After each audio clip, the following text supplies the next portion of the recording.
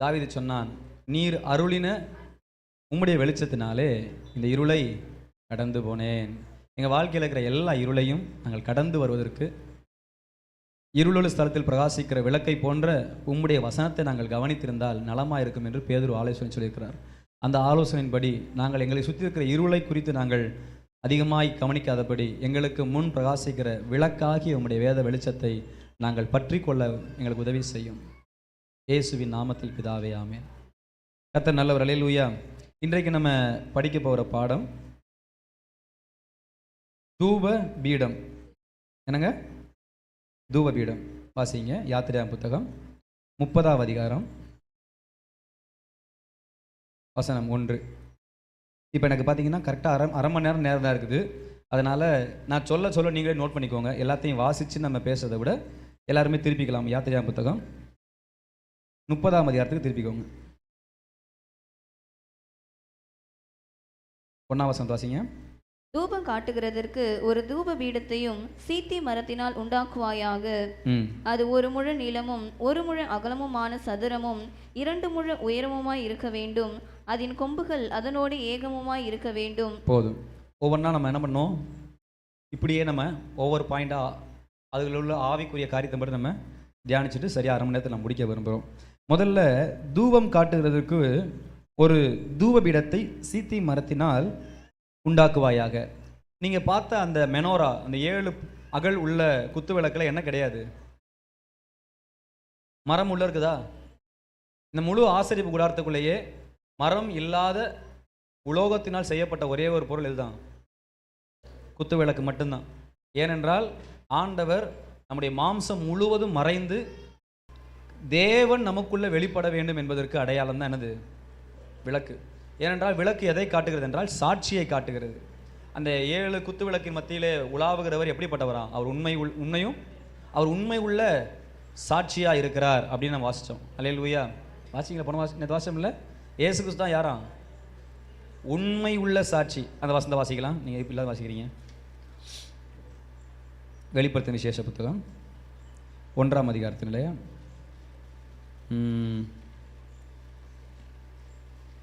20 வந்து குத்து விளக்கின் மத்தியிலே உலாவுறான்னு போட்டிருக்கோம்.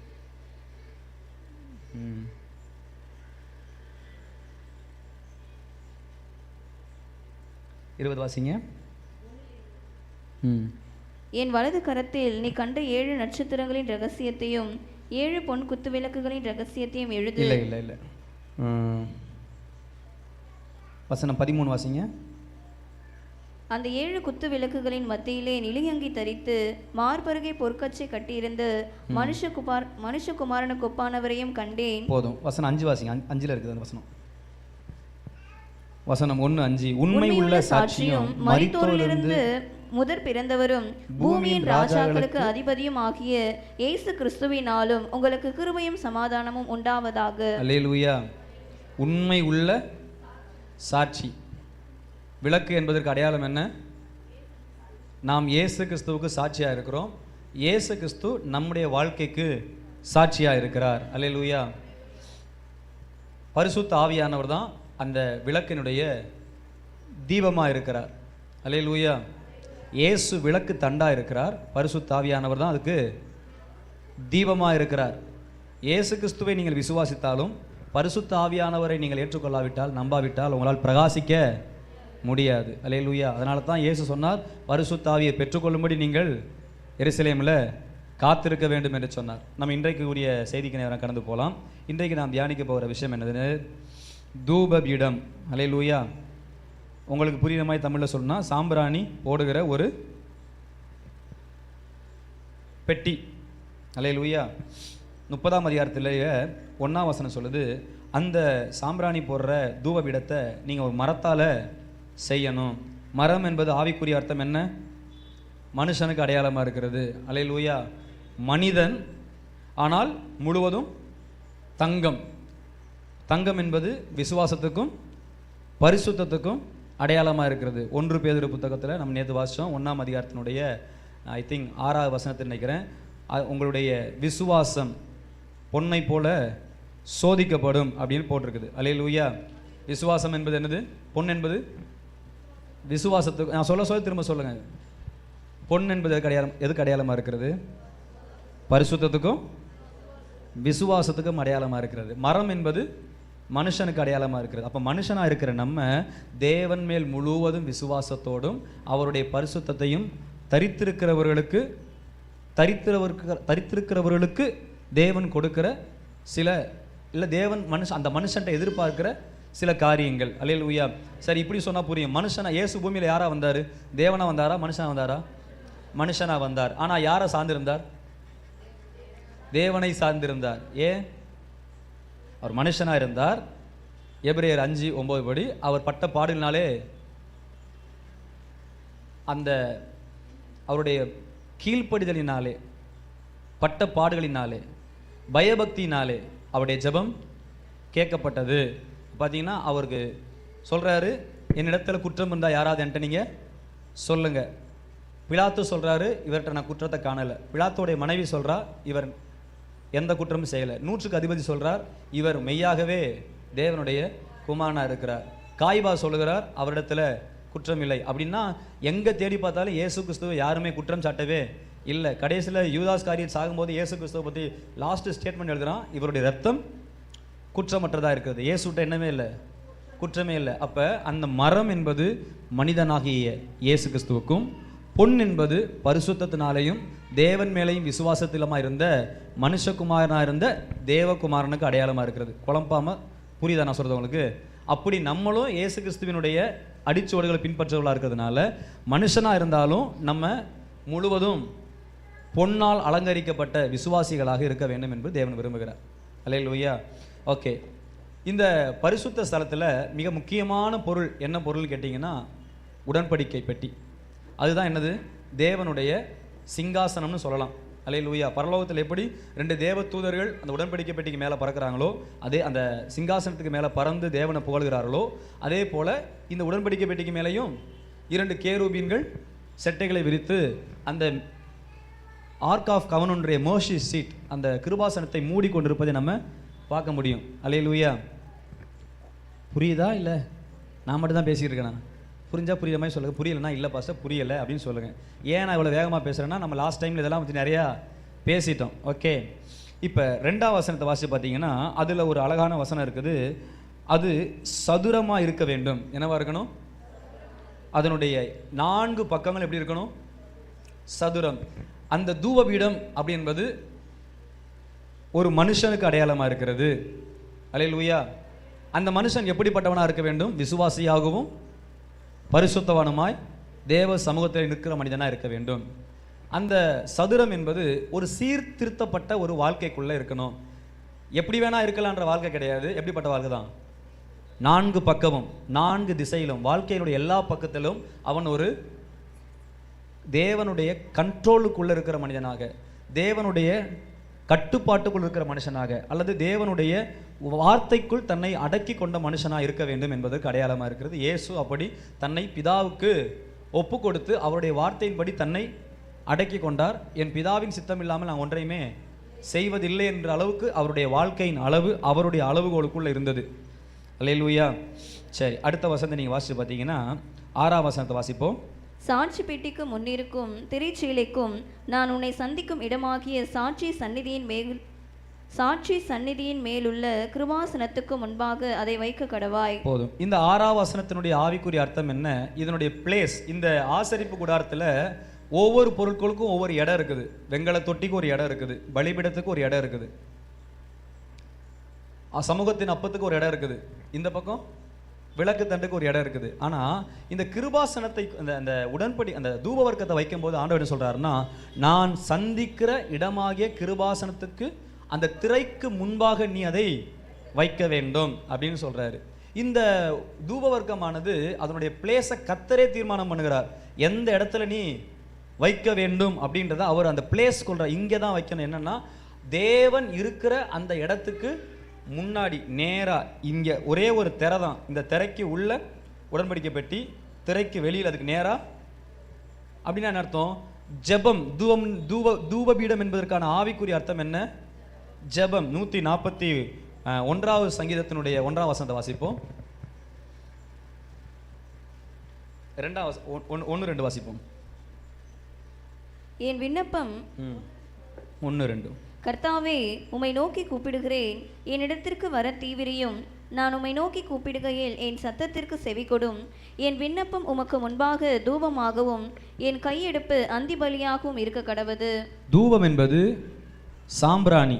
அந்த வாசனை என்பது எதுக்கு அடையாளமாக இருக்குன்னா, நம்ம செய்கின்ற ஜெபத்துக்கு அடையாளமாக இருக்கிறது. அல்லேலூயா.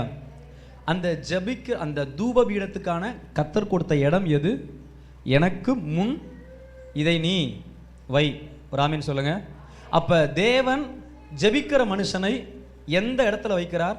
தனக்கு முன் வைக்கிறார். கையை தட்டி கர்த்தரை மையப்படுத்துங்க. அல்லேலூயா. நீங்க ஜெபம் பண்ணுகிறவர்களாக இருந்தீர்கள் என்றால் உங்களுக்குரிய இடத்தை கர்த்தர் தனக்கு முன் வைப்பார். எலியா மலையை நிறுத்தும் போது என்ன சொன்னாரு? ஒரு வார்த்தையை சொன்னாரு, தேவனுக்கு முன் நிற்கிற நான். எனது கீலேயாத்தின் குடிகளில் வாசமா இருக்கிற திஸ்பியன் ஆகிய எலியா, தேவனுடைய சமூகத்தில் அவருக்கு முன்பாக நிற்கிற நான் சொல்லுகிறதாவது, என்னுடைய வார்த்தையை அன்றி மழையும் பனியும் இந்த பூமியில பெய்யாது. கர்த்தர் அந்த வார்த்தையை கேட்டு என்ன பண்ணாரு? பனியையும் பூமியையும் பெய்யாதபடி நிறுத்தினார். ஏனென்றால் தேவனுடைய சமூகத்துக்கு முன்பாக நிற்கிற மனிதன் அவன் யாராக தான் இருக்க வேண்டும்? ஜெபிக்கிற மனிதனாக இருக்க வேண்டும். அல்லேலூயா. கர்த்தர் ஜெபிக்கிற மனிதனுக்கு தன்னுடைய சமூகத்தில் இடம் கொடுக்கிறார். அவனுக்கு அவன் நீங்க வாழ்க்கையில எங்க இருந்தாலும், நீங்க ஒரு வேலையில இருக்கலாம், ஒரு கம்பெனியில இருக்கலாம், நீங்க வீட்டில் சமைச்சுக்கிட்டு இருக்கலாம், ஆனா நீங்க எங்க இருந்தாலும் உங்க ஆவி எப்பொழுது எங்க தான் இருக்கும்? தேவனுக்கு முன்னாடி நிற்கும். அல்லேலூயா. நீங்க எங்க போனாலும் எங்க இருந்தாலும் நீங்க தேவனுடைய நேரடி பிரசன்னத்துல நிற்கிறவர்களா இருப்பீர்கள். யாரு? ஜெபம் செய்கிறவர்கள் எப்போதும் தேவ பிரசன்னத்துல தேவனுடைய பலிபீடத்துக்கு முன்பாக நிற்கிறவர்களா இருக்கிறார்கள். அதனால தான் கர்த்தர் சொன்னார், என் சமூகத்திலே நீ அதை நான் சந்திக்கிற அந்த சமூகத்துல அந்த இடத்துல அதை கொண்டு நீ வை அப்படின்னு சொன்னார். அல்லேலூயா. 5ஆம் அதிகாரம் 8ஆம் வசனத்தை வாசிப்போம். வெளிப்படுத்த விசேஷத்துல பரிசுத்தவான்களுடைய ஜெபங்களாகிய தூப வர்க்கம். அந்த புஸ்தகத்தை அவர் வாங்கின போது அந்த 4 ஜீவன்களும் 24 மூப்பர்களும் தங்கள் தங்கள் சுரமண்டலங்களையும் பரிசுத்தவான்களுடைய ஜெபங்களாகிய தூப வர்க்கத்தால் நிறைந்த பொற்கலசங்களையும் பிடித்து கொண்டு ஆட்டுக்குட்டியானவருக்கு முன்பாக வணக்கமாய் விழுந்து தேவரீர். போதும்.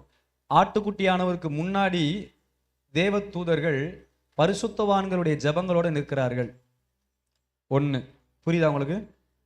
8ஆம் அதிகாரத்தினுடைய 3-4 வாசிப்போம். வேறொரு தூதனும் வந்து தூபங்காட்டும் பொற்கலசத்தை பிடித்து பலிபீடத்தின் படியிலே நின்றான். சிங்காசனத்திற்கு முன்பாக இருந்த பொற்பீடத்தின் மேல் சகல பரிசுத்தவான்களுடைய ஜெபங்களோடும் செலுத்தும்படி மிகுந்த தூபவர்க்கம் அவனுக்கு கொடுக்கப்பட்டது. அல்லேலூயா. உங்களுக்கு எத்தனை பேர் நான் சொல்றது புரியுது உங்களுக்கு? நீங்க எங்க இருக்கிறீங்க? கஸ்தம்பாடியில் இருக்கீங்க, சரி தச்சூர்ல இருக்கிறீங்க, அரையாளத்தில் இருக்கிறீங்க, பையூர்ல இருக்கிறீங்க, கேம்ப்ல இருக்கீங்க, எங்கெங்கேயோ இருக்கிறீங்க. பட் நீங்க எங்க இருந்தாலும் உங்களுடைய ஜெபம் எப்பவும் எங்க தான் இருக்குது? ஆட்டுக்குட்டியானவருக்கு முன்னாடி. 5ஆம் அதிகாரத்தின் அடிப்படையில், 8ஆம் அதிகாரம் அடிப்படையில் சிங்காசனத்தில் வீற்றிருக்கிற தேவனுக்கு முன்பாக நீங்கள் நிற்கிறீர்கள். நம்ம பரலோகத்துக்கு போயிட்டோமா? இன்னும் போகல. ஆனால் இந்த பூமியில இருந்து ஒரு ஆச்சரியமான சத்தியத்தை சொல்றேன் பாருங்க. இந்த பூமியில இருந்து பரலோகத்துக்கு நம்ம எடுத்துக்கொள்ள போறதுக்கு முன்னாடி போற ஒன்னே ஒன்று என்ன தெரியுமா? ஜெபம் மட்டும்தான். எவ்வளோ ஆச்சரியமா இருக்கு பாருங்க. மற்ற எதுவுமே பரலோகத்துக்கு போகல. ஒரு சபையில உள்ள விசுவாசி, ரட்சிக்கப்பட்ட விசுவாசி எடுத்துக்கொள்ளப்படுவதற்கு முன்பாக அவனுடைய பிரதிநிதியாக அல்லது அவனுக்கு சாட்சியாக, அந்த மனிதனுக்கு அடையாளமாக பரலோகத்துக்கு போகிற ஒன்றே ஒன்று என்னது? ஜெபம். அப்ப நான் இப்படி சொல்லலாம், எந்த மனிதனுடைய ஜெபம் பரலோகத்துக்கு போகிறதோ அந்த மனிதன் தான் பரலோகத்துக்கும் போக முடியும். அல்லேலூயா. எந்த மனுஷனுக்கு ஃபாரின்ல இருந்து வீசா வருதோ அவன் தான் என்ன பண்ண முடியும்? ஃபாரின் போக முடியும். அதே மாதிரி தான் எந்த மனிதனுக்கு பரலோகத்தோட கனெக்ஷன் இருக்குதோ அந்த மனுஷன் தான் பரலோகத்துக்கு போக முடியும். எந்த மனுஷனுக்கு ஒரு ஊருக்கு போறதுக்கு அட்ரஸ் இருக்குதோ அந்த மனுஷனால தான் அந்த அட்ரஸை கண்டுபிடிச்ச வீட்டுக்கு, அட்ரஸ் இல்லாதவனால அந்த வீட்டுக்கு போக. அல்லேலூயா. நம்முடைய அடையாளம் ஜெபிக்கிறவர்கள். நீங்க ஜெபிக்கிறவனா இருந்தா அவங்க மேல கர்த்தர் ஒரு அடையாளத்தை போட்டிருப்பார். எசேக்கியேல் புத்தகம் 9ஆம் அதிகாரத்தை நீ வாசிருப்பீங்க இல்லையா? நீ ஜெபிக்கிறவர்கள் மேல் கணுக்கனுடைய மைக்கூட்டை எடுத்து அவன் நெத்தியிலே ஒரு அடையாளத்தை போடு. சொல்லுங்க, என்ன பண்ணுங்க? ஜெபிக்கிறவங்க நெத்தியில என்ன இருக்குதுங்க? தேய்ச்சி பாருங்க, எதா இருக்கா பாருங்க. ஆவிக்குரிய அடையாளம் இருக்குது. நீங்க என்ன சொல்லுவாங்க, சென்சஸ் எடுப்பாங்க இல்லையா? கணக்கு எடுப்பாங்க. அது தமிழ்ல சொல்லுவாங்க சுத்தம். வாக்காளர் கணக்கெடுப்பா இல்லை அந்த வீட்டெல்லாம் கணக்கெடுப்பாங்களே, யார் யார் இருக்காங்க, என்னென்ன பண்றாங்க, சென்சஸ் எடுப்பாங்கல்ல, மக்கள் தொகை கணக்கெடுப்பு எடுப்பாங்க இல்லையா? அந்த டைம்ல என்ன பண்ணுவாங்க, வீட்டில் உங்களுக்கு ஒரு நம்பர் போடுவாங்க. கருப்பு கலர்ல ஒரு பெயிண்ட் அடிச்சு வீட்டுக்கு கீழே 107 கீழ் 3 அப்படி நம்பர் வாங்க. அந்த நம்பரை நீங்களா போடுறீங்க? யார் போடுறா? அந்த பெயிண்ட் யாருது? கவர்மெண்ட். அந்த நம்பர் யாருது? நம்ம கவர்மெண்ட்ல இருந்து ஒரு ஆள் இந்த ஆளு இந்த நாட்டினுடைய சட்டத்திட்டத்தின்படி மக்கள் தொகையில இவர் இந்த நாட்டினுடைய குடியிருப்பின்படி ஒரு குடிமகளாக இந்திய பிரஜையாக இருக்கிறார் என்பதற்கான அடையாளம். இவருடைய வீடு இங்கே இருக்கிறது, இந்த வீட்டுக்குள்ள இத்தனை நபர்கள் இந்திய பிரஜைகளாக இருக்கிறார் என்பதற்கான அடையாளம் தான் அந்த வீட்டில் இருக்கிற நம்பர். அந்த மாதிரி ஜெபிக்கிறவர்களுக்கு பரலோகத்திலிருந்து ஒரு நம்பரு போட்டிருக்கோம். இவங்க பரலோகத்தினுடைய நேரடி கட்டுப்பாட்டு கீழே இருக்கிறாங்க, இவங்க தேவனுடைய பிரசன்னத்தில் வாழுகிறவர்கள் என்பதற்கான அடையாளம். அல்லேலூயா. எசேக்கியேல் புத்தகம் 9ஆம் அதிகாரம் வசனம் 5 வாசிங்க பார்க்கலாம். பின்பு அவர் என் காதுகள் கேட்க 4. கர்த்தர் அவனை நோக்கி, நீ எருசலேம் நகரம் எங்கும் உருவ போய் அதற்குள்ளே செய்யப்படுகிற சகல அருவருப்புகளை நிமித்தமும் பெருமூச்சு விட்டு அழுகிற மனுஷரின் நெற்றிகளில் அடையாளம் போடு என்றார். அல்லேலூயா. ஜெபிக்கிறவங்க நெத்தியில என்ன இருக்குதுங்க? சொல்லுங்க, என்ன இருக்குது? ஜெபிக்கிறவங்களா இருந்தீங்கன்னா உங்க நெத்தியில ஒரு அடையாளம் இருக்குது. அந்த அடையாளம் உங்க மேல இருந்துச்சுன்னா உங்க மேல ஆபத்துகள் வராது. அப்படிதான் பைபிள் போட்டிருக்குது. அவனை நீ கிட்டி சேராயாக. அல்லேலூயா. அவன் பக்கத்துல நம்ம போகக்கூடாது. ஏனென்றால் அவன் நெத்தியில் என்ன இருக்குது? ஒரு அடையாளம் இருக்கிறது. அல்லேலூயா. வசனம் 6 வாசிங்க. முதியோரையும் வாலிபரையும் கன்னிகைகளையும் குழந்தைகளையும் ஸ்திரீகளையும் சங்கரித்து கொன்று போடுங்கள். அடையாளம் போடப்பட்டிருக்கிற ஒருவனையும் கிட்டாதிருங்கள். என் பரிசுத்த ஸ்தலத்திலே துவங்குங்கள் என்று என் காதுகள் கேட்க சொன்னார். அல்லேலூயா. அந்த அடையாளம் போட்டிருக்கிறவன் கிட்ட போகக்கூடாது. ஐயோ சொல்லுங்க, நீங்க ஜெபிக்கிறவங்களா இருந்தா உங்க வீட்டு பக்கத்துல எந்த ஒரு பொல்லாத வல்லமையில உங்களை கிட்டிச முடியாது. ஜெபம்தான் நீங்கள் தேவ பிரசன்னத்தில் இருக்கிறீர்கள் என்பதற்கான அடையாளம். நீங்க பரலோகத்துக்கு போறதுக்கு முன்னாடி உங்கள் சார்பாக பரலோகத்துக்குள் போகிற ஒன்றே ஒன்று ஜெபம். ஜெபம் என்பது ஒவ்வொரு மனிதனுக்கும் தனித்தனியாய் கொடுக்கிற ஒவ்வொரு வாசனை அப்படின்னு நான் சொல்லியிருந்தேன். அல்லேலூயா. சரி, நேரம் இல்லை, நமக்கு இன்னும் நிறைய நம்ம தியானிக்கணும், கடந்து போகலாம். வசனம் 7, 8 வாசிப்போம். யாத்திரையாகமம் புத்தகம் 30, 7, 8. ஆரோன் காலைதோறும் அதன் மேல் சுகந்த தூபம் காட்ட வேண்டும். மாலையில் விளக்கேற்றும் போதும் அதன் மேல் தூபம் காட்ட கடவன். விளக்குகளை விளக்கும் போதும் அதன் மேல் தூபம் காட்ட வேண்டும். உங்கள் தலைமுறை தோறும் கர்த்தருடைய சந்நிதியில் காட்ட வேண்டிய நித்திய தூபம் இதுவே. அதுக்கு பேர் என்னங்க? நித்திய தூபம். அப்படின்னா என்ன? உங்க விருப்பப்படி கிடையாது, அது ஒரு கட்டளை. அல்லேலூயா. 500 ரூபாய் காசு செல்லாதுன்னு சொன்னா அதுக்கு பேர் என்னது? கட்டளை. உங்ககிட்ட 1 கோடி இருந்தாலும் அதுக்கப்புறம் அது என்ன கிடையாது. அதுக்கப்புறம் அதுக்கு பேர் என்னது? சுண்டல் பேப்பர் தான். நான் பார்த்துருக்கேன், ஒரு ரீல்ஸ் போட்டிருந்தாங்க. 500 ரூபாய் காசு செல்லாதுன்னு சொன்னதுக்கு அப்புறம் சுண்டல் இது கொடுத்தாங்க 500 ரூபாய் காசுல. அந்த சுண்டலை சாப்பிடும் போது உள்ள இறங்குமா? ஏன்? 500 ரூபாய் இப்ப என்னவா போச்சு? 10 ரூபாய் சுண்டலுக்கு கீழே இந்த சுண்டலை விட சீப்பா போயிருச்சு. ஏனென்றால் அது என்னது? ராஜாவிடத்திலிருந்து ஒரு கட்டளை வந்தா அந்த கட்டளை சகலவற்றையும் மாற்றிவிடும். அப்படி நித்திய கட்டளை என்ன கட்டளை அப்படின்னா, ஆரோன் காலையிலையும் சாயங்காலத்தில் விளக்க கொளுத்தும் போதும் மாலையிலையும் மாற்றப்படும் போதும் எப்பொழுதும் விளக்கு என்ன, அந்த தூபத்தை என்ன பண்ணணும்? தூபம் போடணும். அல்லேலூயா. காலையில் விளக்கு கொளுத்தும் போதே என்ன பண்ணணும்? சாயங்காலம் விளக்குக்கு நீங்கள் திரி மாற்றும் போது எப்பவுமே. அப்படின்னு என்ன அர்த்தம்? விளக்குக்கும் தூபத்துக்கும் ஒரு நேரடி தொடர்பு இருக்குது. விளக்கு என்பது சாட்சி உள்ள வாழ்க்கை, தூபம் என்பது ஜெபஜீவியம் உள்ள ஒரு வாழ்க்கை. அப்போ ஒரு மனுஷன் சாட்சியா இருக்கணும்னா கண்டிப்பா என்ன பண்ணணும்? ஜெபிக்கிறவனா இருக்கணும். ஜெபம் பண்ணாம ஒரு மனுஷனால சாட்சியா வாழ முடியாது. முயற்சி பண்ணி பாருங்க, அது முடியாது. ஆண்டவர் சொல்றா பாருங்க, நீ விளக்க கொளுத்தும் போது என்ன பண்ணும்? ஒரு கையில ஒரு கை நிறைய எடுக்கணும். என்ன எடுக்கணும்? அடுத்த பாயிண்ட் நான் சொல்றேன். தன் அளவின்படி நம்ம என்ன பண்ணணும்? ஜெபிக்கணும். நான் ஜெபிக்கிற மாதிரி நீங்க ஜெபம் பண்ண மாட்டீங்க, நீ ஜெபம் பண்ற மாதிரி நான் ஜெபம் பண்ண மாட்டேன், அவங்க ஜெபம் பண்ற மாதிரி இந்த பாப்பா. ஜெபங்கள்ல பல விதங்கள் இருக்கலாம்.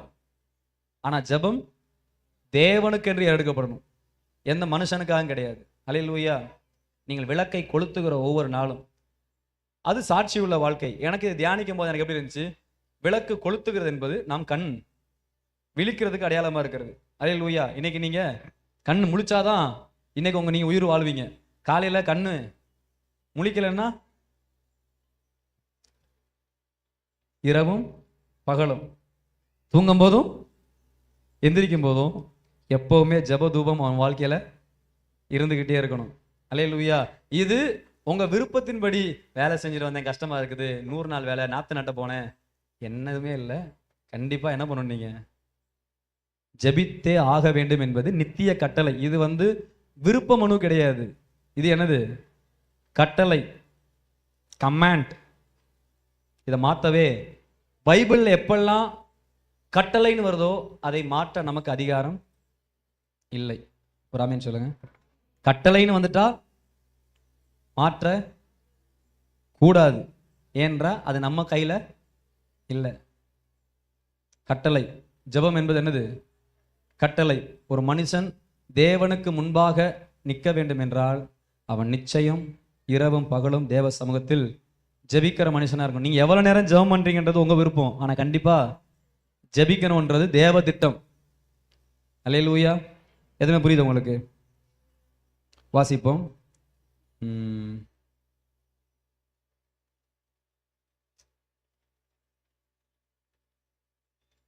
ஒரு கை நிறைய எடுத்து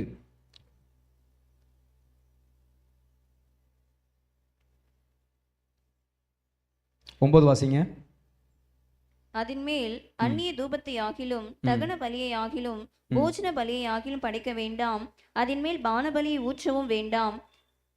ஓகே, அந்த வசனத்தை வாசிடுறேன். அதாவது நீங்க என்ன பண்ணணும்? தினமும் ஜெபம் பண்ணணும். ஆனா எவ்வளவு நேரம் ஜெபிக்கிறீங்கன்றது உங்களுக்கும் கடவுளுக்கும் இருக்கிற உறவு. சொல்லுங்க, உங்களுக்கும் கடவுளுக்கு இருக்கிற உறவு. அதுல கடவுள் என்ன பண்ண மாட்டாரு? இயேசுவே டிஸ்டர்ப் பண்ண மாட்டாரு. ஜெபம் பண்ணியான்னு தான் கேட்பாரு. அட்லீஸ்ட் 1 மணி நேரமாச்சும் ஜெபம் பண்ணுன்னு சொல்லுவாரு. அப்படி ஜெபிக்கலன்னா அவங்க என்ன பண்ண மாட்டாரு? டிஸ்டர்ப் பண்ண மாட்டாரு. போய் தூங்கு. பேதுருவை எத்தனை முறை ஜெபிக்க சொன்னாரு? 3 முறை. பேதுரு எத்தனை முறை மறுதளிச்சான்? அப்ப இவன் மறுதளிச்சதுக்கும் ஆண்டவர் ஜெபம் பண்ணுன்னு சொன்னதுக்கும் ஒரு காரணம் இருக்குது. அதான் சொன்னேன், விளக்குக்கும் தூபத்துக்கும் ஒரு கனெக்ஷன் இருக்குது. அவன் 3 முறை ஜெபம் பண்றான். சரி, 3 முறை ஜெபம் பண்ண சொன்னாரு. ஜெபிச்சிருந்தா 3 முறை இந்த சோதனை அவன் என்ன பண்ணிக்கலாம்? சாட்சியை வெளிப்படுத்தியிருப்பான். நான் கிறிஸ்துவுக்கு சாட்சியா இருக்கிறேன், நான் ஆண்டவருக்கு சாட்சியா இருக்கிறேன் அப்படின்னு சொல்லியிருப்பான். ஆனா அவன் ஜெபிக்காததுனால தன் சாட்சிய எனக்கு யாருன்னு தெரியாது, நான் அவரை பார்த்ததில்லை, சபிக்கவும் தொடங்கினான். விடிய காலம். அல்லேலூயா. சொல்லுங்க, ஜெபத்துக்கும் சாட்சிக்கும் நேரடி தொடர்பு இருக்குது. இது இல்லாம உங்களால பிரகாசிக்கவே முடியாது. பரிசுத்த ஸ்தலத்துக்குள் இருக்கிற ஒரே வெளிச்சம் விளக்கு தண்டின் வெளிச்சம். பரிசுத்த ஸ்தலத்துக்குள் இருக்கிற ஒரே ஒரு வாசனை ஜெபத்தின் வாசனை. அல்லேலூயா. வாசனை என்பது நம்முடைய வாழ்க்கையினுடைய மகிமைக்கு மேன்மைக்கு அடையாளமா இருக்கிறது. அல்லேலூயா. உங்க வாழ்க்கையில் ஏதாச்சும் ஒரு மேன்மை வரணும்னா அது எதன் வழியாக தான் வரணும்? ஜெபத்தின் வழியாக தான் வருமே தவிர வேற எந்த வழியாகவும் வராது. உங்களுக்கு பரலோகத்திலிருந்து ஒரு ஆசீர்வாதம் வரணும்னா எந்த வழியாக தான் வருது? ஜெபத்தின் வழியாக தான் வருது. உங்களுடைய கூக்குரல்கள் கேட்கப்படுதுன்னா எதன் வழியாக தான் கேட்கப்படுது? இங்க பரிதாபமே கிடையாது, இங்க மீடியேட்டரே கிடையாது. அல்லேலூயா. லேவியராம் புத்தகம் 16ஆம் அதிகாரம் 12ஆம் வசனத்தை வாசிப்போம். கர்த்தருடைய சந்நிதியில் இருக்கும் பலிபீடத்தின் மேலுள்ள நெருப்பு தணலினால் தூப கலசத்தை நிரப்பி பொடியாக்கப்பட்டு சுகந்த தூப வர்க்கத்திலே தன் கைப்பிடிகள் நிறைய எடுத்து அண்டர்லைன் பண்ணிக்கொள்ளுங்க. மற்றது எல்லாத்தையும் கர்த்தர் என்ன சொன்னாரு? ஒரு சேக்கால், அந்த அந்த ஒரு சேக்கால் கோல்டுலேயே நீ என்ன பண்ணணும்? மொத்த குத்து விளக்கையும் செய்யணும். இத்தனை முழம் அந்த சதுரமாக தான் செய்யணும். ஆனால் தூப வர்க்கத்தை எப்படி செய்யணும்னு சொன்னார், ஆனால் அளவை சொல்லலை. அல்லேலூயா. இங்கே பாருங்க, என் கை கொஞ்சம் பெருசாக இருக்குதா? சங்கீதா கை குட்டியாக இருக்கும், இவ கை குட்டியாக இருக்கும், ஜெபினோட கை இன்னும் குட்டியாக இருக்கும். எல்லாருடைய கையும் ஒரே அளவா இருக்காது. தூப வர்க்கம் போடணும்னு ஆண்டவர் சொன்னார். ஆனால் எவ்வளோ தூப வர்க்கம் போடணுன்றது யார் தான் சொன்னது? கையில் எடுத்து போடலன்னு, கையில் எடுத்து தூபம் போடுன்னு சொல்லலை, கை நிறைய எடுத்து போடு. சொல்லுங்க. பலிபீடத்தில் இருக்கிற அந்த நெருப்பு தணலை எடுத்துட்டு வந்துட்டு தூபத்தில் நீ என்ன பண்ணுமா? தூப கலசத்தில் வச்சு சொல்லுங்க, சொல்லுங்க. கை ஜெபம் என்பது அறகுறையா இருக்கக்கூடாது. எப்படி இருக்கணும்? நிறைவா இருக்கணும். என்னால எவ்வளவு முடியுமோ அவ்வளவு ஜெபிக்கணும். உங்க இதயத்தோட அளவு சொல்லுங்க. என் இதயத்தோட அளவு இப்படி பொத்தி இங்க வச்சீங்கன்னா என்னது? இதுதான் என்னோட இதயத்தோட அளவு. ஜெபினோட இதயத்தோட அளவு எவ்வளவு பெருசு இருக்கும்? அவன் கையை எடுத்து வச்சு பார்த்தா, அப்ப ஒரு கைப்பிடி நிறைய ஜெபம் என்பது எதுக்கு அடையாளமா இருக்கிறது? இருதயத்தின் ஆழத்திலிருந்து நிறைவாய் ஜெபிக்க வேண்டிய ஜெப வாழ்க்கைக்கு அடையாளமா இருக்கிறது. அல்லேலூயா. குறைவா இல்லை, என்ன பண்ணுங்க? நிறைவா ஜெபிக்கணும். திருப்தியா ஆண்டவர் சமூகத்தில் உட்கார்ந்து என்ன பண்ணணும்? ஜெபம் பண்ணணுன்றதுக்கு அடையாளமா இருக்கிறது. அல்லேலூயா. சரி, நேரம் இல்லை. 9ஆம் வசனம் வாசிப்போம். அந்நிய தூபம் கொண்டு வரக்கூடாது. அல்லேலூயா. ஆரோனுடைய 2 பிள்ளைகள் நாதாப்பும் அபியும் என்ன பண்ணாங்க? செத்து போனாங்க. காரணம் என்ன? அந்நிய அக்கினியை கொண்டு வந்தார்கள். பக்கத்தில் சொல்லுங்க, ஜெபம் பண்ண கத்துக்கோங்க, ஆக்டிங் பண்ணாதீங்க. யாருக்காகவும் எதுக்காகவும்? ஆவிக்குரிய நடிப்பு மட்டும் கத்துக்கிட்டீங்களோ காப்பாற்றவே முடியாது. அல்லேலூயா. உண்மையா பொய்யா? ஆளுக்கு ஒரு ஆக்டிங் இருக்குது, ஆளுக்கு ஒரு ஜெபம் இருக்குது. இந்த பலிபீடத்துல இருந்து யாரு பாட்டு பண்ணாலும் யாரு ஆராதனை பண்ணாலும் உங்களுக்கு அதுக்கு எந்த சம்மந்தமுமே இல்லை. இவங்க கர்த்தரை துதிக்கிறாங்க, நீங்க ஆண்டவரை துதிக்கிறீங்க, அவ்வளவுதான். ஆனா ஒரு ஃபெமிலியரான ஃபேஸை பார்த்தோன்னா அபிஷேகம் தானா என்ன ஆகுது? உண்மையா இல்லையா? எனக்கு அதுல எந்த ஒரு ஈடுபாடுமே 90% அதில் எனக்கு அதில் நம்பிக்கையே எனக்கு சுத்தமாக இல்லை. நான் தனியாக உட்காந்து தேவசனம் ஜெபிக்கும் போது பெரிய பெரிய கூட்டங்களில் ஆராதிக்கிறதை விட என் மனசு ரொம்ப அதிகமாக கர்த்தருக்குள்ள நிறைவாக இருக்கிறது. அப்போ விஜய் வந்து இந்த ரோட்டில் போறாருன்னா என்ன ஆகும்? அவனுக்கு கத்துறது எங்கேருந்து வரும்? இங்கேருந்து கத்துவான். ஆனால் அவனுக்கு நான் யாருன்னே தெரியாது. அல்லேலூயா. புரியுதா இல்லையா? அவனுக்கு யாராவது நமக்கு ஒருத்தவங்க பிடிச்சிருந்துச்சுன்னா என்ன ஆகும்? சவுண்டு. அப்ப நம்ம ஐடல் வர்ஷிப் பண்றோம், மனுஷனை திருப்திப்படுத்த என்ன பண்றோம். அதுக்கும் ஆராதனைக்கு எந்த சம்பந்தமே இல்லை. தாவீது 30,000 பேர் சொல்லுங்க கூட்டு வந்தானா. உடன்படிக்கை பெட்டிய அந்த ஒரு நபர், அவன் வீடு பேர் என்னது? மேட்ல இருந்துச்சு. ஓபேத் ஏதோம் அப்படி அவனுடைய வீட்டில இருந்து அந்த உடன்படிக்கை பெட்டி எருசலேம் கொண்டு வரதுக்கு பல பேர் போனாங்க. அதுல ஐ திங்க் 3000 30,000 தெரியல, பட் அதுல ஏதோ ஒரு ஜீரோ மிஸ்டேக்கா இருக்க வாய்ப்பு இருக்கு. எனக்கு தெரிஞ்சு 30,000 நினைக்கிறேன். 30,000 பேரை கூட்டு போனானா. எதுக்கு? கை தட்டுறதுக்காகவே. எதுக்காக? 30,000 பேர் ஒன்னா சேர்ந்து கை தட்டினா அந்த சத்தம் எப்படி இருந்திருக்கும் பாருங்க. அங்க அவங்க கிண்ணறங்களை வாசிச்சாங்க, பாடல்களை வாசிச்சாங்க, பூரி ஊசினாங்க, பாட்டு பாடுறவங்களாம் வச்சாங்க, நேர்த்தியாய் பாடுறவங்களாம் முன் வரிசையில் நிப்பாட்டான்னு போட்டிருக்குது. ஆனா 30,000 பேரை கை தட்டுறதுக்கே தேவனுடைய ஆராதனையில மிகப்பெரிய சிறந்த இன்ஸ்ட்ருமெண்ட் என்னன்னு கேட்டீங்கன்னா உங்களுடைய 10 நரம்பு வீணை தான். இதுக்கு இணையா பரலோகத்துல வேற ஒரு இன்ஸ்ட்ருமெண்ட்டே கிடையாது. அல்லேலூயா.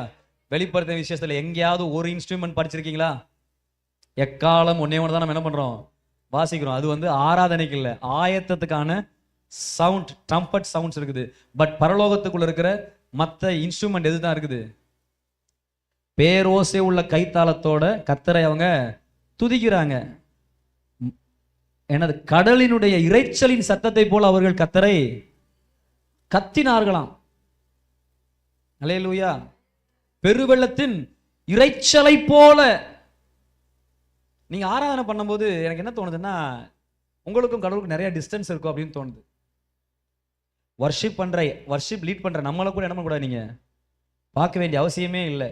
டிஜிஎஸ் தினகரன் ஐயா வந்து புரஷவாக்கத்தில் இருக்கிற அப்போஸ்தல ஐக்கிய சபை அப்படின்ற ஒரு சபை அங்கே இருக்குது. கிட்டத்தட்ட அங்கே ஒரு 20,000 விசுவாசிகளுக்கு மேலே இருந்தாங்க. பாஸ்டர் சுந்தரம் அப்படின்ற ஒரு ஊழியக்காரங்க இருந்தார். அவர் எப்பவுமே வருஷத்தினுடைய நியூ இயர் சர்வீஸுக்கு கண்டிப்பாக டிஜிஎஸ் ஐயா பெரும்பாலும் அங்கே போவாராம். அப்போ அவர் கேட்குறாரு, உங்கள் சபையில் கிட்டத்தட்ட 20,000 பேர் 25,000 பேர் இருக்கிறாங்க, இவ்வளோ பேரையும் ஆவியில் நீங்கள் நிரப்பி அபிஷேகத்தில் நிரப்பி அவங்கள வந்து ஆராதனைக்குள்ள நடத்துறதுக்கு நீங்கள் என்ன பண்ணுறீங்க? கரங்களை தட்டி கத்தரை ஸ்தோத்திரம் பண்ணுவோமாக. இதை மட்டும்தான் நான் சொல்றேன்னாரு. மற்றபடி அவனுக்கு பசிச்சா அவனே என்ன பண்ணுவான், சாப்பிடுவான். திருப்தியா வந்தவனுக்கு நீ என்ன கொடுத்தாலும் தின்ன மாட்டான். ஆராதனை என்பது அவனுக்கும் தேவனுக்கும் இருக்கிற பசி. அல்லேலூயா. ஜெபம் என்பது உங்களுக்கும் தேவனுக்கும் இருக்கிற ஒரு வகையான பசி. இதை யாராலையும் என்ன பண்ண முடியாது. அல்லேலூயா. அந்நிய அக்கினியை உள்ள கொண்டு வர அப்படின்னா என்ன அர்த்தம்? மற்றவங்களுக்காக, மற்றவங்களை பார்த்து. இன்னைக்கு ஒரு பெரிய கூட்டங்கள் இருக்குது. வீணரை பின்பற்றுகிறவன் தானும் வீணாயிருவான். எந்த மனுஷனையும் பின்பற்றக்கூடாது. 11ஆம் அதிகாரத்துல கிட்டத்தட்ட பல பரிசுத்தவான்களுடைய பேரை சொல்லப்படுது. எபிரேயர் புத்தகத்துல 12ஆம் அதிகாரத்துல ஆரம்பிக்கும் போது மேகம் போன்ற இத்தனை திரளான சாட்சிகள் நம்மை சூழ்ந்து நெருக்கி இருக்க, எந்த சாட்சியையும் பார்க்காத. ரொம்ப அழகா இருக்கு அந்த வசனம். யாராவது வாசிங்க, 12:1 வாசிங்க. ஆகையால் மேகம் போன்ற இத்தனை திரளான சாட்சிகள். ஒரு நிமிஷம். இந்த மேகம் போன்ற இத்தனை திரளான சாட்சிகள்னா யாரு? சும்மா வீணா போனவங்க கிடையாது. 11ஆம் அதிகாரத்தில் இருக்கிற அத்தனை விசுவாச வீரர்கள், விசுவாசத்துல வெற்றி பெற்றவர்கள், ஜெயித்தவர்கள். ஜெயிச்சவனையே பார்க்காதன்றாரு. மேகம் போன்ற இத்தனை திரளான சாட்சிகள் நம்மை சூழ்ந்து கொண்டிருக்க பாரமான யாவற்றையும் நம்மை சுற்றி நெருங்கி நிற்கிற பாவத்தையும் தள்ளிவிட்டு விசுவாசத்தை துவக்குகிறவரும் முடிக்கிறவருமாய் இருக்கிற இயேசுவை நோக்கி, அவர் மட்டுமே நோக்கி. சொல்லுங்க, யாரை மட்டும்தான் நோக்கி பார்க்கணுமா? இயேசு. நம்ம தகுதியா பின்பற்றக்கூடிய ஒரே ஒரு உத்தம புருஷன் இயேசு ஒருத்தவரை தவிர வேற யாருமே கிடையாது. அல்லேலூயா. நீங்க அப்படி வேற யாரையாவது இவரை மாறின்னு நீங்க ட்ரை பண்ணீங்கன்னா கோமாளியா மாற போறீங்கன்னு அர்த்தம். நான் அதை குறித்து சொல்றேன்.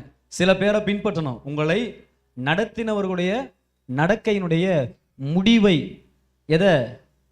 முடிவை நன்றாய் பார்த்து அவைகளை பின்பற்றணும். 13ஆம் அதிகாரம் எபிரேயர் புத்தகத்தில் இருக்குது. அல்லேலூயா. மற்றபடி வேற யாரும் என்ன கூடாது.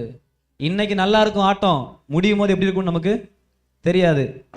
எத்தனை பேர் சொன்னது புரிஞ்சு உங்களுக்கு? அந்நிய அக்கினி தூபபீடத்துல கொண்டு வர கூடாது. அல்லேலூயா. அந்நிய அக்கினி என்னத்தம்? உலக மனுஷனுக்காக அவங்கள பிரியப்படுத்த, இவங்களை பிரியப்படுத்த. நோ. இந்த பலிபீடத்துல ஒரே ஒரு அந்த பலிபீடத்தில் இருக்கிற நெருப்புல ஒரே ஒரு வாசனை தான் இருக்கணும். அது தேவனுக்கான வாசனை மட்டும்தான் இருக்கணும். வேற யாரையுமே பிரியப்படுத்தவே கூடாது. அல்லேலூயா. சரி, ஆகட்டும், நேரம் இல்லை, நம்ம கடந்து போகலாம். இரவும் பகலும் நம்ம என்ன பண்ணணும்? ஜெபம் பண்ணணும். தெசலோனிக்கர் புத்தகம் 1ஆம் அதிகாரத்தினுடைய 1 தெசலோனிக்கர் புத்தகம் 5:17 இடைவிடாமல் நீங்க என்ன பண்ணணும்? ஜெபம் பண்ணணும். அதுக்கு அடையாளமா இருக்கிறது. ஓகே, யாத்திரையாகும் புத்தகம் 30:10 வருஷத்தில் ஒருமுறை ஆரோன் பாவ நிவாரண பலியின் இரத்தத்தினால் அதன் கொம்புகளின் மேல் பிரியாச்சித்தம் பண்ணுவானாக. உங்கள் தலைமுறை தோறும் வருஷத்தில் ஒருமுறை அதன் மேல் பிரியாச்சித்தம் பண்ணுவானாக. போதும். அந்த தூபபீடத்தை போடும்போது வருஷத்துக்கு ஒரு முறை இந்த பாவ நிவர்த்தி செய்கிற பண்டிகை இருக்கு இல்லையா, கேட்குறீங்களா இல்லையா? சொல்லுங்க. இதுக்குள்ள ஒரு பெரிய ஒரு ஆழமான சத்தியம் இருக்குது. இயேசு கெட்சமனி தோட்டத்துக்கு போகாமலே சிலுவைக்கு போயிருக்கலாமா, போயிருக்கூடாதா? ஏன்? அவர் சாகணுன்றது தான் இங்கே கான்செப்டே தவிர அவர் ரத்தம் வெளியே வர்ற வரை ஜெபிக்கணுன்றதெல்லாம் இங்கே தேவையே இல்லைன்ற மாதிரி தான் நமக்கு தோணும். ஆனால் அது ஒரு தீர்க்க தரிசன முறை. அல்லேலூயா. ஆசரிப்பு கூடாரத்துக்குள்ள வருஷத்துக்கு ஒரு முறை பாவ நிவர்த்தி செய்ய போகிற ஒரு நாள் இருக்குது. அதில் 2 பலி செலுத்தணும். ஒன்று காளை சிவப்பு கிடாரி, இன்னொன்று வெள்ளாட்டு கடா. சொல்லுங்க என்னதுங்க? ஒன்று காளை, இன்னொன்று வெள்ளாட்டு கடா. அப்படி அந்த பலியை கொண்டு போயிட்டு செலுத்துறதுக்கு முன்னாடி முதல்ல ஆரோன் தனக்காக பலி செலுத்தணும். இரண்டாவது ஜனங்களுக்காக. கெட்சமனையில் செலுத்திய பலி தனக்கான பலி. கெட்சமனையில இயேசு யாரை பலியா செலுத்தினார்? தன்னைத்தானே. கெட்சமனையில தான் முதல் ரத்தம் சிந்தப்பட்டது. இரண்டாவது ரத்தம் தான் கொல்கதாவில் சிந்தப்பட்டது. அல்லேலூயா. அவர் தன்னை அப்படியே சாக்ரிஃபைஸ் பண்றார். அல்லேலூயா. புரிந்தவங்க ஆமென் சொல்லுங்க. சரி, ரெண்டாவது அந்த ரத்தத்தை வருஷத்துக்கு ஒரு முறை கொண்டு போயிட்டு அவன் என்ன பண்ணணும்? பலி செலுத்தணும். அது உடன்படிக்கை பற்றி பேசும்போது உங்களுக்கு தெளிவாக சொல்றேன். இதை சொன்னாதான் உங்களுக்கு அது புரியணுன்றதுனால சொல்றேன். அந்த ரத்தத்தை எடுத்துட்டு வந்து இந்த 4 கொம்பு இருக்குல்ல, தூபபீடம். தூபபீடம் என்னது? ஜெபம், ஜெபிக்கிற மனுஷன் அல்லது ஜெப நிலை, ஜெபத்தினுடைய ஸ்தலம். ஓகே, அந்த 4 கொம்புகள்ல என்ன பண்ணணுமா? இந்த ரத்தத்தை பூசிட்டு அதுக்கப்புறம் இந்த ஒரு கை இப்படி தூப வர்க்கத்தை எடுத்துட்டு பலிபீடத்தில் இருக்கிற நெருப்பு துண்டுகளை தூப கலசத்துல போட்டுட்டு உள்ள திரைக்குள்ள மகா பரிசுத்த ஸ்தலத்துல போயிட்டு இந்த தூபத்தை என்ன பண்ணும்? போட்டு மேகம் எழும்பி அந்த முழு ஆசரிப்பு கூடாரத்தினுடைய பிரசனத்தையும் அப்படியே நிரப்பி நிற்கும் போது அந்த தூபத்துக்கு உள்ளதான் இவன் என்ன பண்ணணுமா? ரத்தத்தை எடுத்து 7 முறை தெளிக்கணும். அல்லேலூயா. ரத்தம் தெளித்தால் மட்டும் பாவ மன்னிப்பில்லை.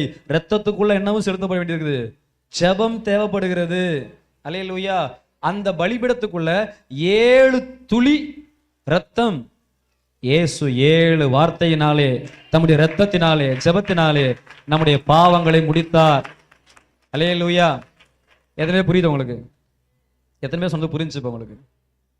இயேசு கெட்சமனி தோட்டத்தில் ஜெபிக்கும் பொழுது இரத்தத்தின் பெருந்துளி வியர்வையாக அந்த தூபபீடத்தின் மேல இரத்த துளி படணும். எப்ப? பாவ பிராயச்சித்தம் பண்ணுகிற அந்த வருஷத்துல ஒரு நாள் இயேசு கிறிஸ்து ஒரே ஒரு முறை தம்முடைய சரீரத்தின் இரத்தத்தின் பெருந்துளிகளாய் ஜெபித்து, அந்த ஜெபத்தோடு ஜெபமும் இரத்தமும் தூபபீடமும் இரத்தமும் கலந்து மகா பரிசுத்த ஸ்தலத்துக்குள் பாவ சுத்திகரிப்பு நடக்கணும். அதனால தான் கெட்சமனி தோட்டத்தில் இயேசு இரத்தத்தின் பெருந்துளிகள் வியர்வையாய் வெளும்பறி அவர் அழுது ஜெபித்து தூபவர்க்கமாய் தன் சரீரத்தை ஒப்பு கொடுத்து அவர் பலிபீடத்தில் தன்னை சுகந்த வாசனையாக ஒப்பு கொடுக்கிறார்.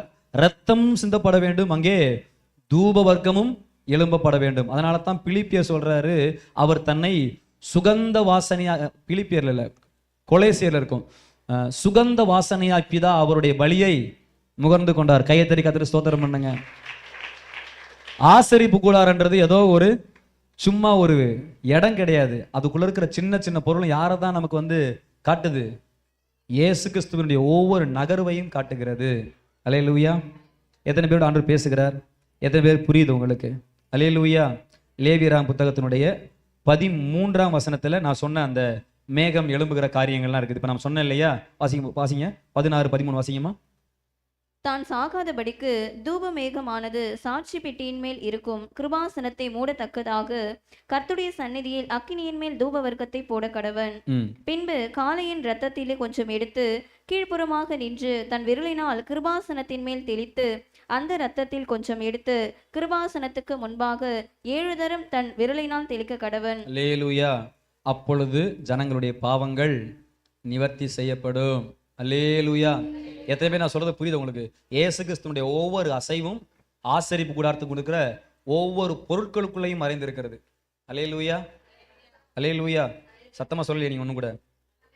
சரி, இப்போ நம்ம கடைசியா ஒன்னே ஒன்று மட்டும் நம்ம பார்த்து முடிக்க போகிறோம். அந்த தூபபீடத்தில் மிக முக்கியமான பொருள் என்னது? தூப வர்க்கம். தூப வர்க்கம் என்னன்னா தூபபீடமே. விளக்குல ரொம்ப முக்கியமான பொருள் என்னது? வெளிச்சம். அது இல்லைன்னா அத்தனையும் வேஸ்ட். எல்லாம் இருந்து சாட்சி இல்லைன்னா ஆவிக்குரிய வாழ்க்கையே வேஸ்ட். அல்லேலூயா. அப்படின்னா இந்த தூப வர்க்கம் அப்படி என்பது என்னது? தூப வர்க்கம் என்பது நம்முடைய ஜெபத்தினுடைய தன்மையை குறிக்குது. அல்லேலூயா. அந்த தூப வர்க்கத்தை எப்படி செய்யணும்ட்டு 30ஆம் அதிகாரத்தினுடைய 34ஆம் வசனத்தை வாசிங்க. யாத்திரையாம் புத்தகம் 30:34. நேரம் இல்லை எனக்கு, சரியா இன்னும் 5 நிமிஷம் இருக்குது, முடிச்சிடுறேன். பின்னும் கர்த்தர் மோசேயை நோக்கி, சுத்த வெள்ளை போலமும் குங்கிலியமும். அண்டர்லைன் பண்ணிக்கோங்க, நான் ஷார்ட்டா சொல்றேன். என்னைக்காச்சும் ஒரு நாள் பிரசங்கம் பண்ணும்போது இதை நான் விவரித்து சொல்ல. இப்போ நான் இதை விவரிச்சு சொன்னா இதே ஒரு பிரசங்கமா மாறிடும். ஃபர்ஸ்ட் என்னது? சுத்த வெள்ளை போலமும். சுத்த வெள்ளை போலமும். வெள்ளை போலம்னா ஒரு பிரசங்கம் பண்ணிக்கிறேன், உங்களுக்கு ஞாபகம் இருக்குன்னு நினைக்கிறேன். யாராவது சொல்லுங்க பார்க்கலாம், யாராவது சொல்லுங்க பார்க்கலாம். போதை வர்ற மாதிரி. கரெக்ட் கரெக்ட், சொல்லுங்க. வெள்ளை போலம்னா என்ன? ஏதோ ஒரு வாசனை, எங்கேயோ கேட்டாம பாஸ்டர், எங்க பல வருடங்களுக்கு முன்பாக. கரெக்ட். வேற? அங்கு கொஞ்சம் இங்கு கொஞ்சமா. சித்தி மரம் கிடையாது. மாறா அப்படின்னு ஒரு இடத்துக்கு போறாங்களா, அங்க ஒரு மரம் இருந்துச்சு. அந்த மரத்துக்கு பேரு மர். மருனா கசப்புன்னு அர்த்தம். அந்த மர பேர் என்னது? கசப்பு மரம். எல்லாமே கசப்பாக தான் இருக்கும். அந்த மரம் ஒரு வகையான முள்ளு மரம். தனக்குள்ளேயே அது என்ன பண்ணும்? குத்தி இது பண்ணி கசப்பா வேற இருக்குது. அது அதை யாரும் யூஸ் பண்ணவும் மாட்டாங்க. பயங்கர கசப்பா இருக்கும். ஆனா அந்த கசப்பு மரத்துக்குள்ள இருந்து ஒரு விதமான பிசின் வெளியே வரும். அந்த பிசின் தான் எழுது வெள்ளை போலம். இங்கிலீஷ்ல வெள்ளை போலத்துக்கு என்னது? வந்து மர்டியர்ஸ். மரத்தினுடைய கண்ணீரம். அல்லேலூயா. அப்போ ஒரு மனுஷன் ஜெபிக்கிறவனா இருக்காருன்னா உண்மையா அவன் என்ன பண்ணிருப்பான்? அதிகமா உடைக்கப்பட்டு நொறுக்கப்பட்டு கஷ்டப்பட்டு பலவிதமான வழிகளுக்குள் இருக்கிற மனுஷனுக்குள்ள இருந்து வர்ற ஜெபங்கள் அது பயங்கர வித்தியாசமா இருக்கும். அல்லேலூயா. எத்தனை புரியுது உங்களுக்கு? பலவிதமான பாடுகளுக்குள்ள நம்ம போகும் பொழுது அப்ப நமக்கு எங்கேயுமே யாரையுமே நம்ம சார்ந்து நிக்கிற மனசு போகாது. ஒரே ஒருத்தருக்கு முன்னாடி மட்டும்தான் நம்ம நிற்போம். அதனாலதான் சங்கீத புத்தகம் 51:17 வாசிங்க. அங்க சங்கீதக்காரன் பலவிதமான உபத்திரவுக்குள்ள நின்று ஒரு வார்த்தையை சொல்கிறார். 51:17. தேவன் கேட்கும் பலிகள், தேவன் கேட்கும் பலிகள் நொறுங்குண்ட ஆவிதான் தேவனே தேவனே நொறுங்குண்டதும் நறுங்குண்டதுமான இருதயத்தை புறக்கணியீர். அல்லேலூயா. வெள்ளை போலம்னா என்னது? உடைஞ்சி நொறுங்கி வேதனையில கலங்கி நிற்கிற இருதயங்கள் தான் யாரா? வெள்ளை போலம். அதுதான் தேவனுக்கு முன்பாக ஜெபதூபமா எழும்புகிற சாம்பிராணியா மாற முடியும். அல்லேலூயா. ஜெபிக்கிறவருடைய இருதயத்தை கர்த்தர் நேரா பார்த்துக்கிட்டே இருப்பார். அதுவும் உடைஞ்சு உருகி கண்ணீரோடு கஷ்டத்தோட, கர்த்தாவே ஏன் என்னை கைவிட்டீர்னா உடனே இறங்கிடுவார். அல்லேலூயா. வெள்ளை போலம்னா என்னது? உங்க உபத்திரவத்தின் மத்தியிலையும் ஜெபிக்கிறீங்க பாருங்க, அவங்க தான் வெள்ளை போலம். கஷ்டம் வருது பாஸ்டர், பாடுகள் இருக்குது, நிறைய அவமானங்கள் இருக்குது, நிறைய கண்ணீர் இருக்குது, நிறைய உடஞ்சிருக்கு, நிறைய கசப்பா இருக்குது, எங்கேயுமே எனக்கு இனிப்பாவே இல்லை, சுத்தி கசப்பு, எல்லா பக்கமும் கசப்பு, என் வாழ்க்கையே கசப்பா இருக்குது, ஆனாலும் ஜெபிக்கிறீங்க பாருங்க, அவங்க தான் பரலோகத்துக்கான வெள்ளை போலமா இருக்கிறீர்கள். இரண்டாவது குங்கிலியம். சொல்லுங்க என்னது? என்னங்க குங்கிலியம்? குங்கிலியம்னா என்ன? அதை பத்தி சொல்லியிருக்க வாய்ப்பு இல்லைல்ல. அது கடல்ல ரொம்ப ஆழத்துல இருக்கிற ஒரு வகையான ஷெல்னா என்னன்னா அந்த சிப்பிகள் இருக்குது இல்லையா, அதனுடைய ஓடுகள் மாதிரி இருக்கும். அது சிப்பி கிடையாது, சிப்பி மாதிரி இருக்கிற ஒரு வகையான உயிரினத்தினுடைய ஓடு. அது கொஞ்சம் பழுப்பு நிறத்துல இருக்கும். அதை கொண்டு என்ன பண்ணுவாங்கன்னா அரைச்சி பவுடர் ஆக்குவாங்க. அதுல நல்ல ஒரு வாசனை வரும். பாருங்க, ஒண்ணு என்ன பண்றாரு, வனாந்திரத்துல மொட்டை வெயில்ல இருக்கிற கசப்பான மரத்துல இருக்கிற ஒரு பிசின் வெள்ளை போலம். இன்னொன்னு என்ன பண்றாரு, கடலுடைய ஆழத்துல கிடக்கிற செத்து போன உயிரினத்தினுடைய ஒரு வகையான, எனக்கு வேற ஒண்ணுமே இல்லை, எல்லாம் முடிஞ்சு போச்சு, எதுவுமே இல்லை அப்படின்னு ஒரு நிலை இருக்கு இல்லையா, அந்த நிலையில உள்ளவர்களுடைய ஜெபம் அது. ஆழமா அந்த உயிரினம் செத்து போனதுக்கு அப்புறம் அது விட்டுட்டு போயிடும். என்னது? அதனுடைய அந்த கூடை மட்டும், அந்த ஓடை மட்டும் விட்டு போகும். அந்த ஓடு கர்த்தருக்கு, உங்களை விட்டு யார் பிரிந்து போனாலும், உங்களை விட்டு என்ன போனாலும், நீங்க வெறுமையா எதுவுமே இல்லாம, யோபு கடைசியா வெறும் ஷெல்லா இருந்தான் பாருங்க. தன்னுடைய பணம் போய், தன்னுடைய மகிமை போய், தன்னுடைய பிள்ளைகள் போய், தன்னுடைய ஆஸ்தி அந்தஸ்துகள் எல்லாம் போய், கடைசியில யோபு வெறும் கூடா இருக்கிறான் பாருங்க. அந்த யோபுவினுடைய ஜெபம் கர்த்தருக்கு குங்கிலியமா இருந்துச்சு. அல்லேலூயா. அது எதுக்கு அடையாளமா இருக்கிறது? தேவனோடு உள்ள ஆழமான உறவுக்கு அடையாளமா இருக்கிறது. மூணாவதா என்னவா? அல்பான் பிசினுமாகிய அல்பான் பிசின். அல்பான் பிசின் அப்படின்னா என்ன? அது ஒரு வகையான செடி வகை உள்ள கொஞ்சம் ஹைட்டா வளர்ற ஒரு வகையான மரம். அல்லேலூயா. அது அதுவும் ஒரு வகையான பிசின் தான். ஆனா நாரும் அந்த பிசின் என்ன பண்ணும்? யோசிச்சு பாருங்க. வாசனை போடுகிற சாம்பிராணியில நாத்தம் பிடிச்ச இந்த அல்பான் பிசின் ஆண்டவருக்கு வேணும். இது நாத்தம் பிடிச்ச பிசின் தான். ஆனா சொறி சிரங்கு போன்ற நோய்களை சுகமாக்குகிற மருந்துக்கு அதை பயன்படுத்துவார்கள். அல்லேலூயா, அல்லேலூயா. தாவீது சொல்லுகிறார், ஆண்டவரே ஈசோப்பினால் எண்ணெய் அப்படின்னா என்னது? அது ஏதோ அரசன் சோப் போல, டெட்டால் சோப் போல.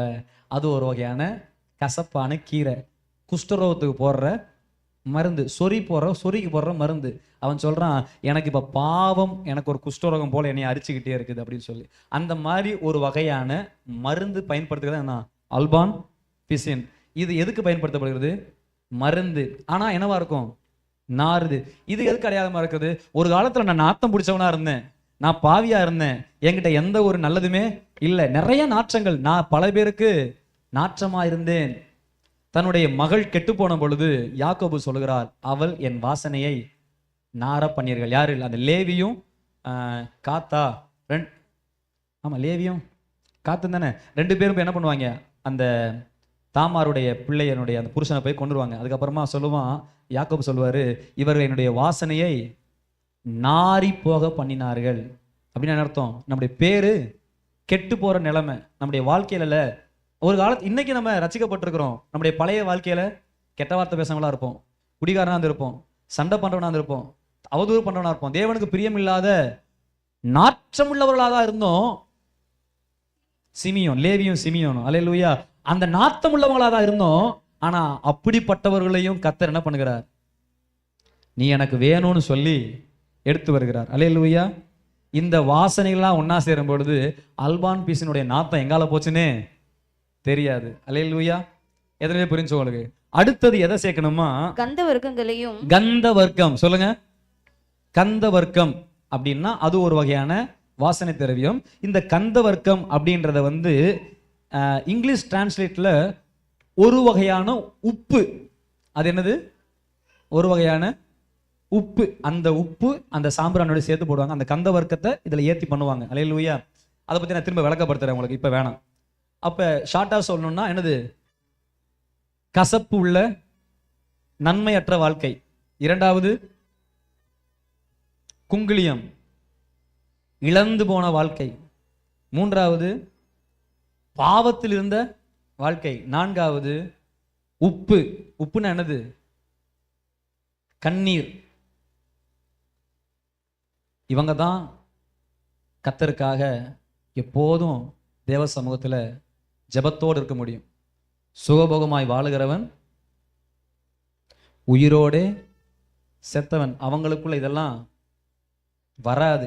வாசனை திரவியம் வீடை நிரப்பணும்னா பாத்திரம் உடைக்கணும், அப்பதான் என்னாகும்? வெளியே வரும். அல்லேலூயா. எதுவுமே புரிஞ்சு உங்களுக்கு? எத்தனை பொருட்கள் சொன்னேன் நானு? சொல்லுங்க. வெள்ளை போளம், இரண்டாவது குங்கிலியம், அதுக்கான சுத்தமான சாம்பிராணி. சுத்தமான சாம்பிராணின்றது அது என்ன சொல்லுவாங்கன்னா, அந்த சுத்தமான சாம்பிராணி, அந்த இன்கிரீடியன், அது ஒரு வகையான மரத்துலேருந்து வர்ற, அதுவும் ஒரு வகையான மரப்பிசுன்னு தான். சாம்பிராணி நீங்கள் நெட்டில் அடித்தாலே தெரியும். சாம்பிராணி மரம்னே ஒன்று இருக்குது, ஒரு பெரிய மரம் இருக்கும், அதுலேருந்து வர்ற ஒரு வகையான பிசின், அதையும் அரைச்சி தான் அது போடுவாங்க. அல்லேலூயா. ஆனால் அந்த சாம்பிராணி உண்மையிலேயே ரொம்ப நல்ல வாசனையாக இருக்கும். அல்லேலூயா. அதுக்கு வாசனை ஏற்றி அப்படின்னு போட்டிருப்பாருங்க. பரிமள தைலம்காரன் பரிமளம் ஏற்றுவது போல அதுக்கு என்ன பண்ணுமா நீங்க வாசனை ஏற்றணும். எதுக்கு? வெள்ளை போலத்துக்கும். சொல்லுங்க. வெள்ளை போலம், குங்கிலியம், அல்பான் பிசின், வெள்ளை போலம், அது கந்த வர்க்கம், சுத்தமான சாம்பிராணி, இதெல்லாம் என்ன பண்ணணுமா நீங்க வாசனை உள்ள ஏத்தணும். பரிமளக்காரன் வாசனை ஏத்துக்கிற வாசனை போல ஏத்தணும். அதுக்கப்புறம் இது எல்லாத்தையுமே ஓவர் ஃப்ளோ பண்ற மாதிரி ஒரு வாசனை தைலத்தை அதுக்குள்ள ஊத்தணும். சொல்லுங்க. குங்கிலியம், இப்படி சொல்லலாமா? கசப்பு நிறைந்த வாழ்க்கை, இழந்து போன வாழ்க்கை, அப்புறம் என்ன சொன்ன, நாரி போன வாழ்க்கை, கண்ணீர் நிறைந்த வாழ்க்கை. ஆனா இந்த 4 வாழ்க்கைக்குள்ளேயும் ஒரு சுகந்த வாசனை உள்ள ஊற்றப்படணும். அந்த வாசனை தான் யாரா? பரிசுத்த ஆவியானவர். நல்லா கைதடி சோத்திரம் பண்ணுங்க. ரோமர் புத்தகம் 8ஆம் அதிகாரம் 26 சொல்லப்படுது, நீங்கள் வேண்டிக் கொள்வது என்னதென்று அறியாது இருக்கும் பொழுது உங்களுக்கே தெரியாம உங்களுக்குள்ள இருந்து உங்களையே அப்படி புஷ் பண்ணி வாசனை ஆக்குகிறவர் யாரா? பரிசுத்த ஆவியானவர். இந்த 4ஐயும் இந்த பரிமள தைலம் என்ன பண்ணுமா? வாசனை ஆக்கிறோம். அந்த தான் எடுத்து நீங்க என்ன பண்ணணும்? உடன்படிக்கை பெட்டிக்கு முன்பாக தூவமேகமாய் எழும்பணும். கர்த்தரை காண்பார். எத்தனை பேர் சொன்னது புரிஞ்சு உங்களுக்கு? இந்த ஜெபிக்கிற மனுஷர்கள் தேவனுடைய அதிகாரத்தை பூமியிலே செயல்படுத்துவர்களாய் மாறுவார்கள். நீங்க பாத்தீங்கன்னா இயேசு கிறிஸ்து தம்முடைய சீஷர்களுக்கு வரங்களை கொடுத்தார். எத்தனை வரங்கள் கொடுத்தார்? 9 வரங்களை கொடுத்தார். ஆனா இந்த 9 வரங்களும் எதன் மூலமாய் செயல்படும்?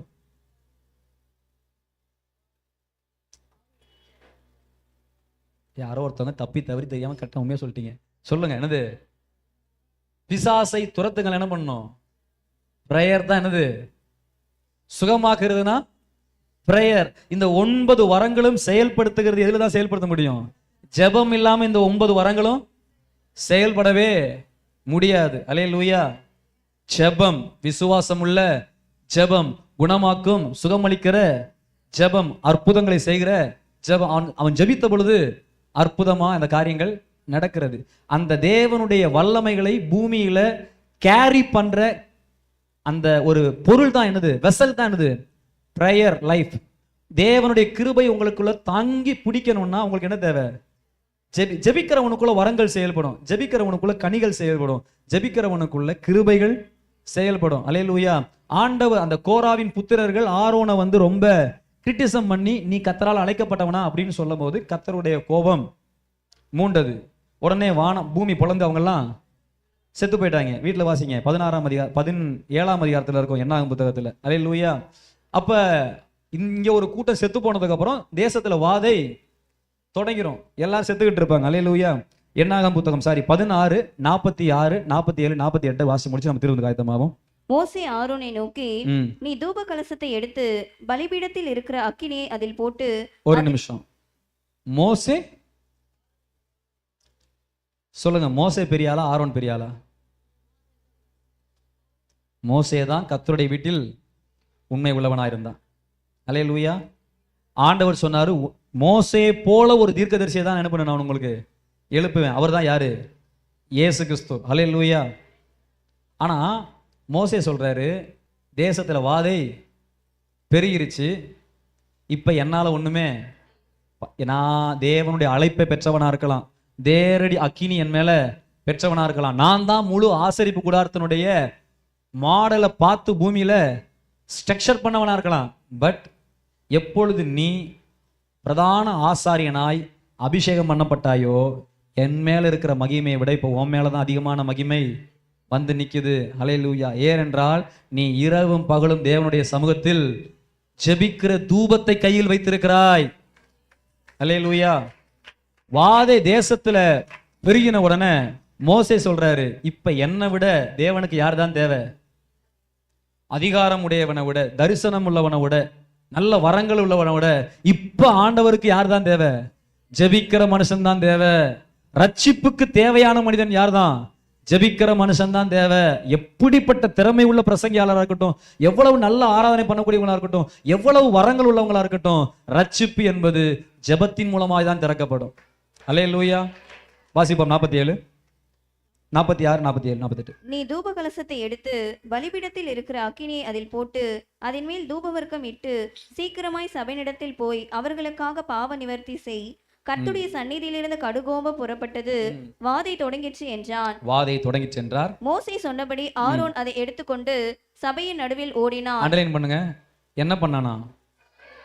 ஓடினான். சர்ச்சுக்கு ஓடி வந்து நல்ல நேரத்துக்கு முன்னாடியே வந்து நீங்க ஜெபிச்சு கையை வைத்துறீங்கல்ல, அதன் மூலமா தான் இவ்வளோ சபைகள் ரட்சிக்கப்பட்டு இருக்குது. இத்தனை ஜனங்கள் ரட்சிக்கப்பட்டுக்கிட்டு இருக்கிறார்கள். அல்லேலூயா. சபை என்றால் அந்த ஜனங்களுக்குள்ள அவன் ஓடினான். ஜெபிக்கிறதுல ஒரு ஆர்வம் வேணும் நமக்கு. செத்த சோம்பேறியுமே இருக்கக்கூடாது. இந்த 40 நாள் பிரேயரில் பார்த்தா எனக்கு வந்து யாராச்சும் பார்த்தீங்கன்னா ஏதாச்சும் கல் விட அடிக்கலாமான்னு தோணுச்சு. யாரோ சர்ச்சுக்கு வராத விசுவாசிங்க. நான் ஒருவேளை அந்த ஒரு சிஸ்டர் அடிக்கடி பிரேயர்னா நான் ஜெபிக்கிறேன் சிஸ்டர். யார் அவங்க பேர் என்னமா? முகலேஸ்வரி. புவனேஸ்வரியா முகலேஸ்வரியா? முகலேஸ்வரி. உடனே ஜெபமா? உடனே ஜெபம் பண்றேன் பாஸ்டர். சோத்திர பலியா நான் பண்றேன், பாட்டா நான் பண்றேன். ஒருவேளை இந்த அம்மா பயங்கரமான விசுவாசியா இருக்கும். ஞானசானம் எடுத்துட்டாங்களா? ஒன்றும் பூர்ண ரட்சிப்பு கூட வரல. உங்களை மாதிரி அங்களை மாதிரிலாம் இல்லை. இன்னும் அவங்களுக்கு ஒரு குழந்தை கூட இல்லை. அவங்க புலம்புறதுக்கு 100 காரியங்கள் உள்ள இருக்குது. ஆனால் ஜெபம்னு சொன்னா உங்களெல்லாம் ஜெபம் பண்ண தெரியாதா? பாட்டு பாட தெரியும். வாய்ப்பு வந்தா என்ன பண்றேன்? வாய்ப்பு வந்தா காட்டினா அதுக்கு பேர் பிரேயர் இல்லை, அது பேர் ஷோ. அது பேர் என்னது? ஷோ காட்டுறது. வாய்ப்பு கிடைக்கும் போது என்ன பண்ணணும்? அவன் எடுத்துக்கொண்டு ஓடி அதை ஜனங்களுக்குள்ளே வாதை தொடங்கி இருந்தது. அவன் தூபவர்க்கம் போட்டு ஜனங்களுக்காக பாவ நிவர்த்தி செய்து செத்தவர்களுக்காகவும் உயிரோடு இருக்கிறவர்களுக்கும் நடுவே நின்றான். அப்பொழுது வாதை நிறுத்தப்பட்டது. அல்லேலூயா. எப்பொழுது வாதை நிறுத்தப்பட்டது? செத்தவர்களுக்குள்ளும் உயிரோடவர்களுக்கும் நடுவிலே அவன் தூப கலசத்தை கொண்டு ஓடி நிறுத்தினான். அதை பார்த்தாரு. வாதை வருஷத்துக்கு ஒரு நாள் தான் வாதை நிறுத்தப்படுவதில்லை. எப்போ நீங்க தூப வர்க்கத்தை உயர்த்தினாலும் உங்க குடும்பத்துக்குள்ள பிரச்சனையா எதை உயர்த்தணும் நீங்க? அப்பொழுது அது நிற்கும். உறவுகளுக்குள்ள பிரச்சனையா உயர்த்த வேண்டியது உங்க சத்தத்தை இல்லை. அந்நிய ஜபமா இருந்துச்சுன்னா அது என்ன பண்ணாது? தேவ சமூகத்துல கேட்கப்படாது. சுத்தமான வெள்ளை போலம் இங்க சுத்தமா இருந்தா நினைக்கிறதெல்லாம் பிரேயர். இது மனசு இது சுத்தமா இருந்தா உங்க நினைவெல்லாம் என்னதான்? ஜெபந்தான். உங்க ஏக்கமெல்லாம் ஜெபந்தான். உங்களுடைய பெருமூச்சு கூட ஜெபந்தான். உங்களுடைய களைப்பு கூட ஜெபந்தான். உங்களுடைய மனக்லேசம் கூட அன்னால் ஜெபிக்கல. மனக்லேசத்தினால் நிறைந்து உள்ளுக்குள்ள குமுறுனா வயிறு ரொம்பி பொழந்து புள்ள பந்துருச்சு. ஜெபத்தில் ரொம்ப முக்கியம். நம்முடைய ஆன்மா சுத்திகரிக்கப்படணும். ஜெபம் தான் சுத்திகரிக்கும். எத்தனை பேர் ஆண்டவர் பேசியிருக்கிறார்? எத்தனை பேர் உணர்த்தப்பட்டிருக்கிறீங்க? கண்களை மூடி நம்ம ஜெபம் பண்ணுவோம். சீக்கிரமா திரும்பதுக்கு நம்ம ஆயத்தம் ஆயிடலாம். டைம் இல்லை.